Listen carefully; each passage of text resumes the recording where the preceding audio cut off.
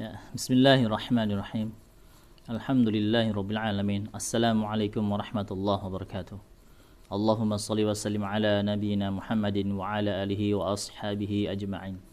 Kepada teman-teman tahsinul Quran yang semoga Allah muliakan. Kemarin sudah saya berikan materi tentang hukum mim. Maka pertemuan kali ini ya, saya akan memberikan materi tajwid tentang hukum nun sukun atau tanwin. Ya. Sama seperti kemarin, kali ini materinya sangatlah mudah. Ya, sangatlah mudah. Apalagi sebelum nonton video ini kita paham materi-materi tentang mana yang dengung sama yang tidak dengung.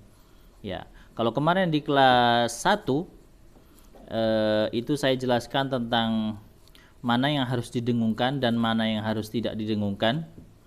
Nah, hanya dua itu saja, ya. Nah, maka kali ini kita akan membahas tentang istilahnya, ya. Membahas tentang istilahnya. Nah, kita mulai saja. Yang pertama adalah apabila ini nun sukun atau tanwin. Apabila ada nun sukun atau tanwin bertemu dengan huruf tenggorokan, hamzah, ha, ha, kha, ain, ghain. Ini keenam huruf ini huruf tenggorokan semua. Hamzah sama ha ini adalah tenggorokan bawah. Ini ha sama ha dengan kha, huruf ha tenggorokan tengah. Ya ini. Kemudian huruf kha tenggorokan atas, ain tenggorokan tengah, ghain tenggorokan atas. Harusnya tadi susunannya aja yang perlu diperbaikin. Antara ha sama a jadikan satu. Jadi ha sama a tenggorokan tengah, kha dengan gha tenggorokan atas. Jadi seperti ini supaya mempermudah dihafal saja. Karena hurufnya sedikit, maka kita hafal yang sedikit saja hurufnya. Yang banyak itu tidak perlu dihafal. Ya, jadi apabila ada nun sukun bertemu dengan tanwin, apabila ada nun sukun atau tanwin bertemu dengan huruf tenggorokan yaitu hamzah, ha, ha, kha, ain, ghain, maka dinamakan ilhar. Ya, jelas bacaannya. Nah, kita kasih contoh. Nih, ada nun sukun bertemu dengan huruf ain, idhar. Ada nun sukun bertemu dengan ha, idhar. Ya. Ada nun sukun bertemu dengan kha, idhar juga. Jadi idhar artinya jelas. Nun sukunnya yang dijelaskan. Ya, tidak boleh disamarkan, tidak boleh didengungkan, tapi dijelaskan nun sukunnya. Kita baca. An'amna yanha. Ya, jadi baca itu lah yanha, enggak boleh. Tapi yanha juga tidak boleh diputus. Yanha tidak boleh juga seperti itu. Tapi nun sukunnya tidak digungkan tapi disempurnakan saja nun sukunnya. Ya. Yanha al-anharu yanhauna wal munkhaniqatu, ya. Wal munkhaniqatu. Ya, nunnya dijelaskan, tidak boleh didengungkan. Penekanannya adalah, ya, sebenarnya yang saya tekankan adalah menghafal materi ini, menghafal istilah-istilah tajwid ini. Kalau di prakteknya kita di video lain kita sudah sering praktek di grup WA praktek juga, di Telegram juga kita praktek. Nah, ini menghafal istilah-istilah tajwidnya saja. Insya Allah sangat mudah. Yang kedua adalah apabila nun sukun atau tanwin bertemu dengan huruf lam atau ro. Ya. Apabila ada nun sukun atau tanwin bertemu dengan huruf lam atau ro, maka disebut dengan idgham bila gunnah. Idgham artinya memasukkan, menyatukan bila gunnah dengan tidak boleh digunakan. Tidak memakai, tidak digunakan. Contohnya apa? Nih. Ya. Mata harusnya bacanya kan mata'an lakum, tapi karena dia harus idgham. Jadi tanwinnya langsung diidghamkan ke lam, tapi tidak boleh digunakan. Mata'allakum langsung masuk ke lam. Namanya idgham. Ya, masuk ke huruf lam. Tanwinnya masuk ke huruf lam. Ya, mata'allakum malal lubada hudal lil muttaqin. Tanwin langsung masuk ke lam, diidghamkan ke lam. Rizqan lakum.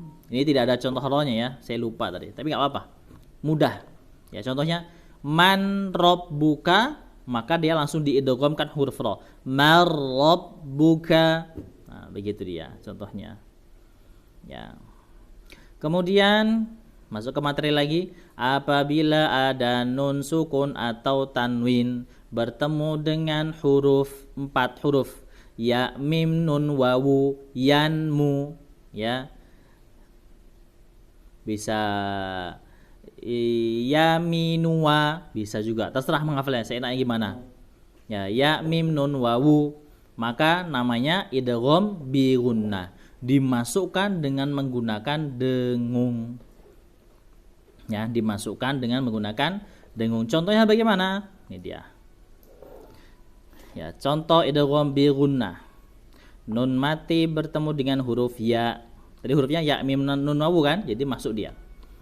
Cara caranya gimana? Diidghamkan ke huruf ya, kemudian dimasukkan ke pangkal hidung karena harus bi gunnah dia.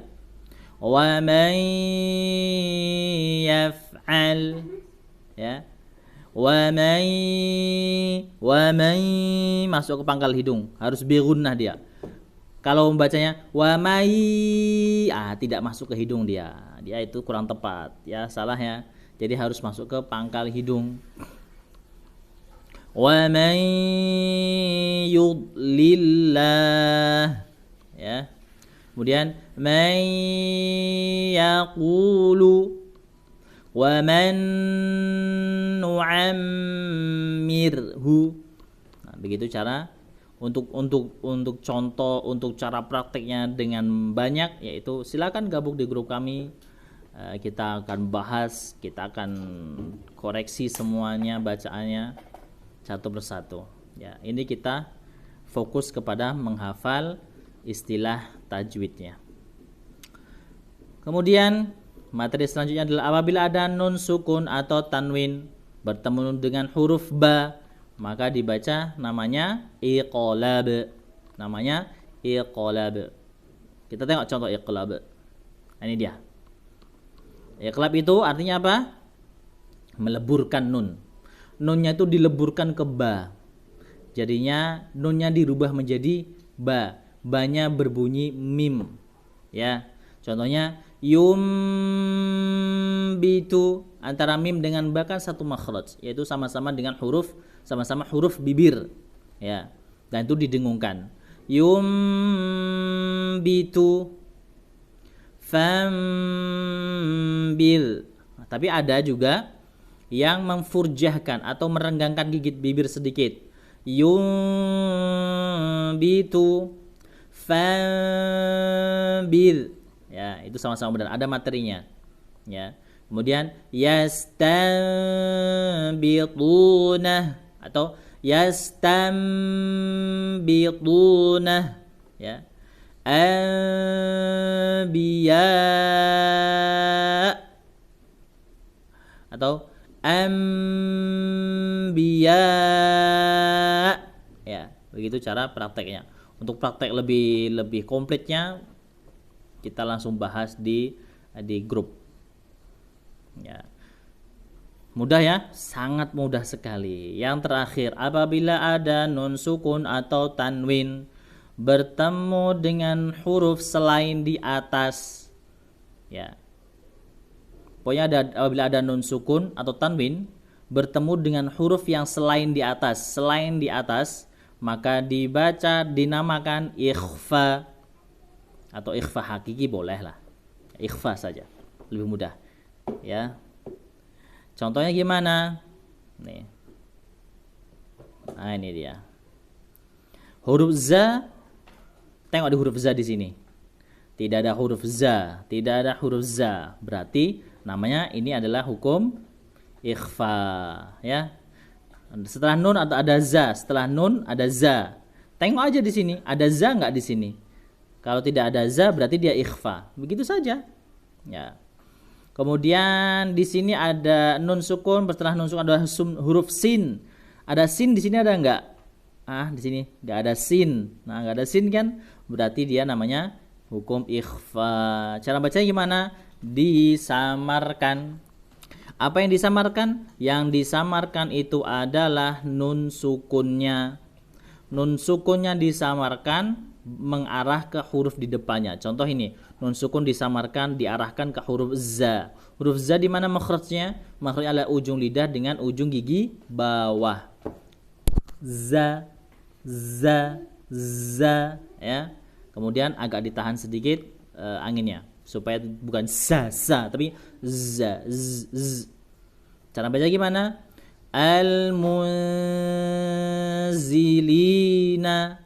Nah, dia langsung didengungkan sambil mengarahkan ke huruf za. Al-munzilina. Huruf nun sama sin. Huruf sin sama makhrajnya. Ujung lidah ada di ujung gigi bawah. Al-insi.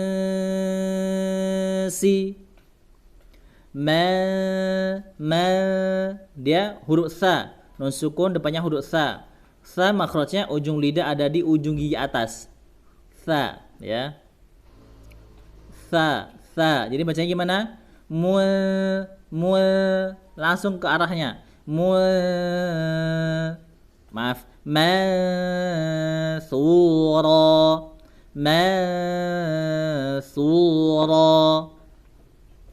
Huruf ta di mana makhrajnya? Adalah di ujung lidah ada di pangkal gigi atas. Ta. Muntasirina.